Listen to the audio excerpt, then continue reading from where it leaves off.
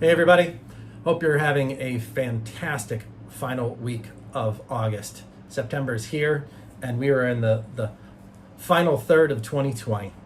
Anyways, last week we spoke about hiring a realtor and why it's so important to the success or failure of your purchase or your sale. And it was a bit of a downer. I don't regret the video, but it had a bit of a down tone because that's what triggered, the epiphany and the mea culpa. Anyways, so I wanted to share a couple of great buyer experiences with you. And next week I'm going to share some great listing experiences with you before I offer the interview questions, which by the way, this time will be in the link with the video.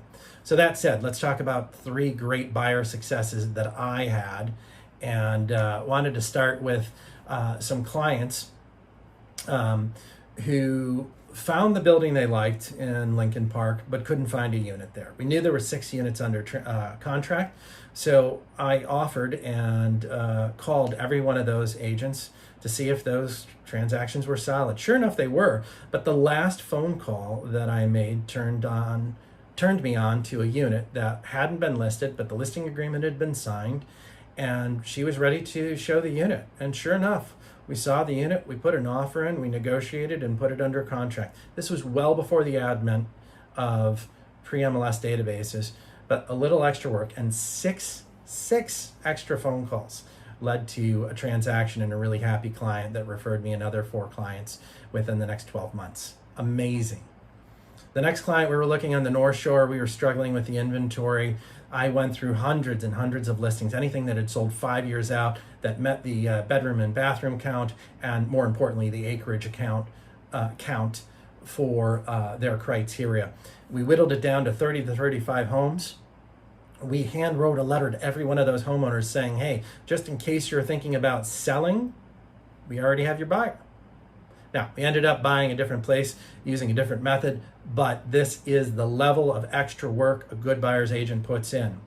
Final story, and a tip of the hat to a friend of mine who taught me this, but he said sometimes it's better to ask how the other agent and the other person you're negotiating would like to handle a situation before you offer your solution. We had a bad appraisal, the only bad one I've ever had in 15 years. It was off by between $30,000 and $40,000. I went back to that agent and I said, listen, we can't afford to spend the extra money to buy our way through this failed appraisal and still do the renovations. We can put you back on the market and void the contract today. How would you like to handle this? 5 minutes later, I had a phone call with a $30,000 to $40,000 price reduction.